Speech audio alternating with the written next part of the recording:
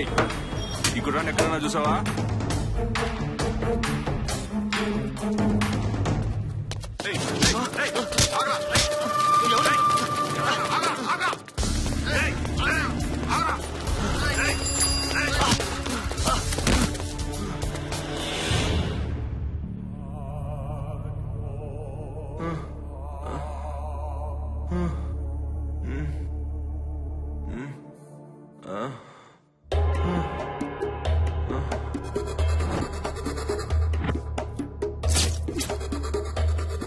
ఎక్కడున్నావు చెప్పురా. మేం కొడుతున్నాం కాబట్టి తట్టుకుంటున్నావు. అదిగో అక్కడ కూర్చున్నాడు చూడు అన్న, ఆయన కొట్టడం మొదలు పెడితే నీ జీవితం కొట్టు కట్టాల్సిందే.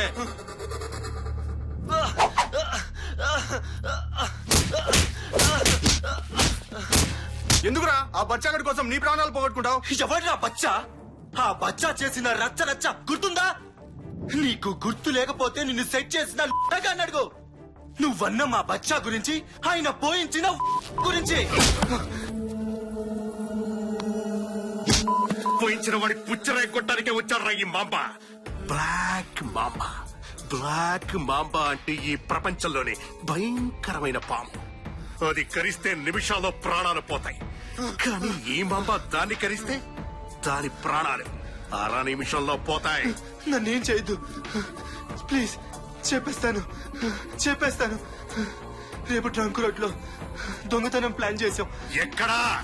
వెంకటేశ్వర ప్రొవిజన్స్. చాలా వదిలేట్రా.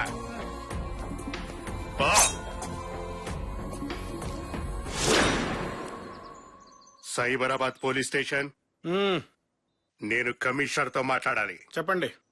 మీరు ఎంతో కాలంగా వెతుకుతున్న ఘరానా దొంగ రేపు ట్రంక్ రోడ్ లోని శ్రీ వెంకటేశ్వర ఎలక్ట్రికల్స్ లో దొంగతనం చేయబోతున్నాడు.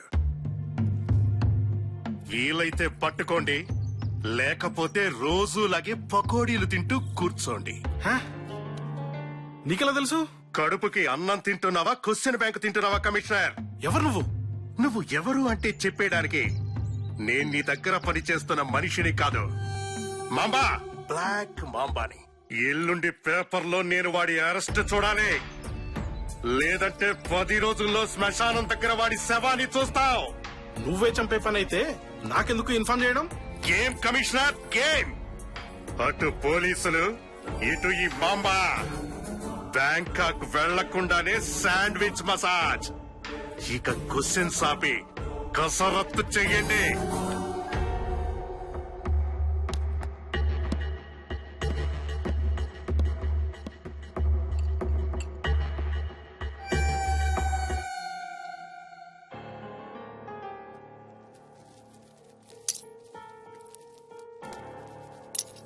రాయ్, ఈ దొంగతనం చాలా విలువైంది.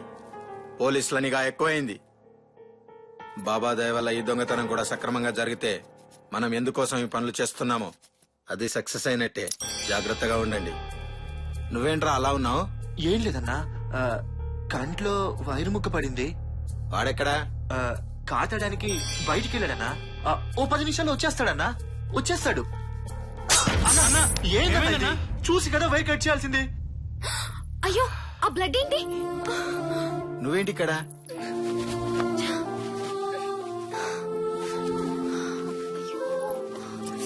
ఏం లేదు సాసా, చిన్న దెబ్బే. చిన్న దెబ్బైనా పెద్ద కట్టు కట్టాలే సంపు. ముందు కట్టించుకో, తర్వాత ఏంటి హీరో ఎక్కడికి?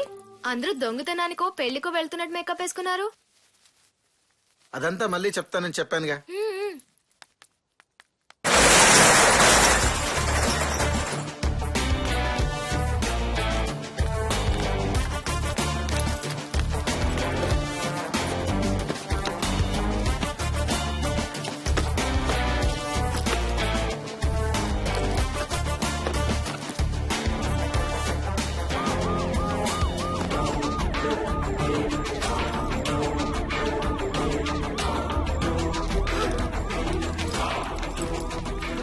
అన్నా, పోలీసులో ఉన్నారు, సైరన్ కొడుతున్నారు.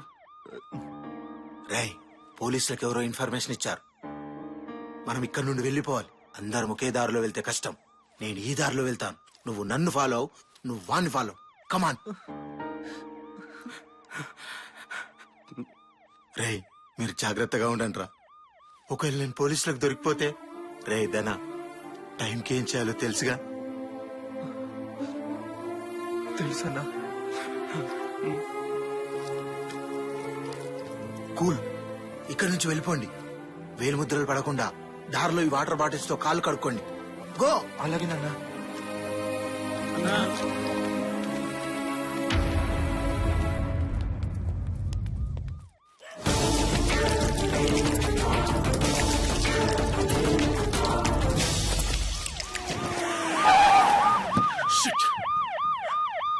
తప్పించుకున్నారు.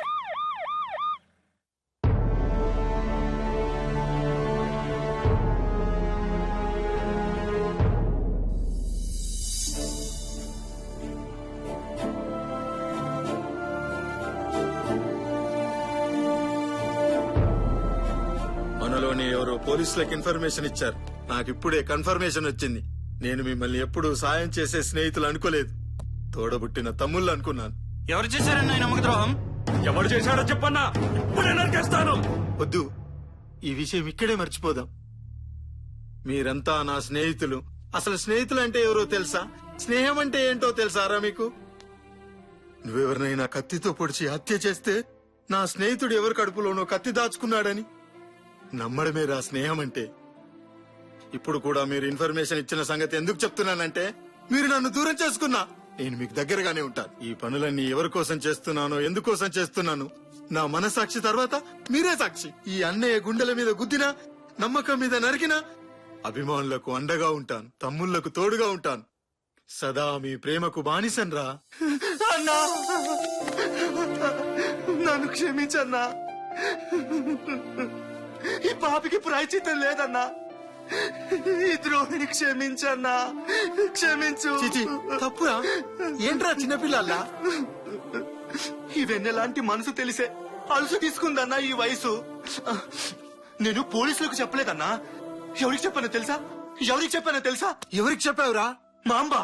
మామనా? అవునన్నా, ఆ మామ సిటీలోకి ఎంట్రాడు. ముందు నన్ను పట్టుకున్నాడు, ఆ తర్వాత జుట్టు పట్టుకున్నాడు, ఆ తర్వాత పీక పట్టుకున్నాడు. నువ్వెక్కడున్నావు చెప్పమన్నాడు, లేకపోతే నిన్ను చంపేస్తానన్నాడన్నా. అందుకే చెప్పానన్నా. మామా! అవునన్నా, వాడే హైజ్ లాంటి నీ జీవితంలో కైకలా కలకలం రేపి దశరథుల్లా నేను ఊళ్ళ నుంచి పంపించి రావణాసుల్లా సీతమ్మ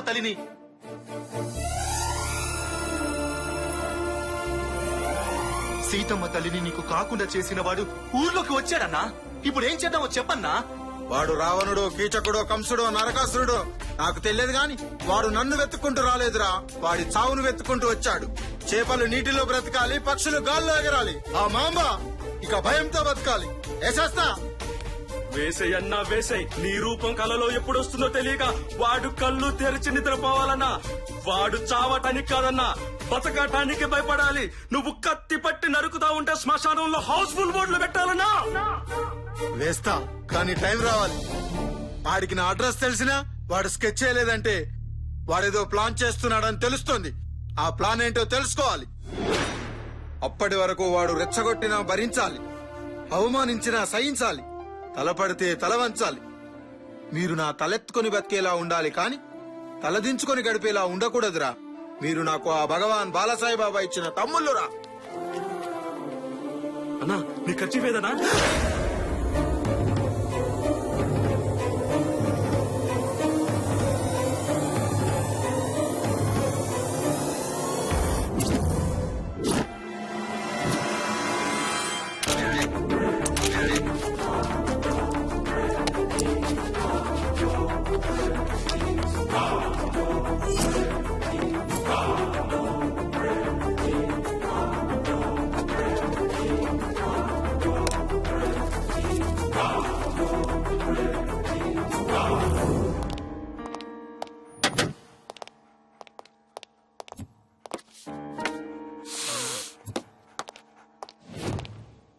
వెతకండి.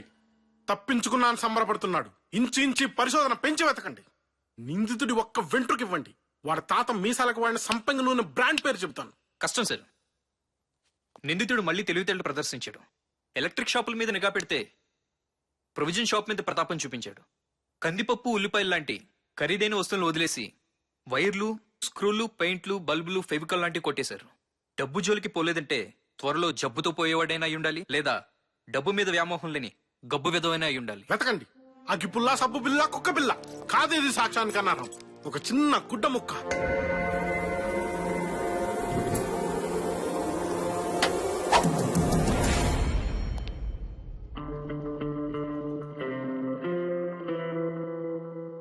ఈ కర్చీఫ్ ఫోరెన్సిక్ ల్యాబ్ పంపించండి.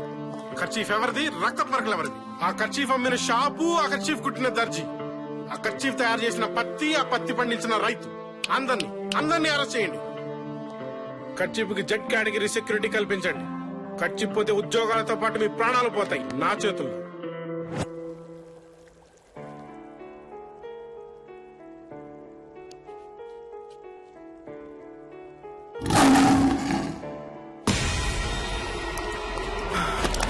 ఏమైంది డాక్టర్?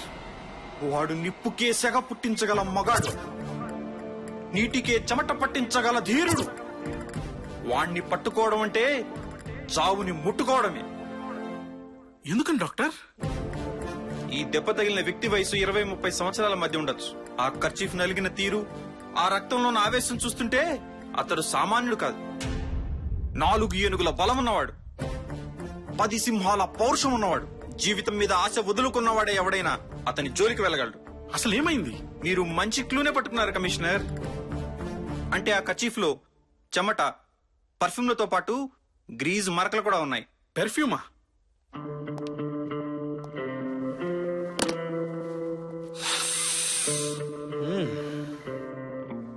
ఇది పర్ఫ్యూమ్ లా లేదు, ఓల్డ్ సిటీలో దొరికే అత్తర్లా ఉంది. కర్చీఫ్ డిజైన్ చూస్తుంటే ఇది అమ్మాయిలు వాడే కర్చీఫ్ లా ఉంది. అత్తరు కూడా వాడుతున్నారు అంటే ఎవరైనా ఓల్డ్ సిటీ దగ్గర నివసించే అమ్మాయి ఉండొచ్చు, లేదా ఆ నిందితుడి ప్రియురాలి కర్చీఫ్ అయినా ఉండొచ్చు.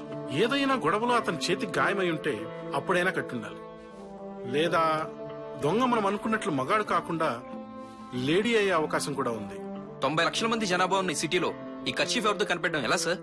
అది ఈ రాథోడ్ చూసుకుంటాడు. వెళ్ళి సెన్సస్ లిస్ట్ పట్టుకురా, ఆఫీస్ లో కలుద్దాం. Yes sir.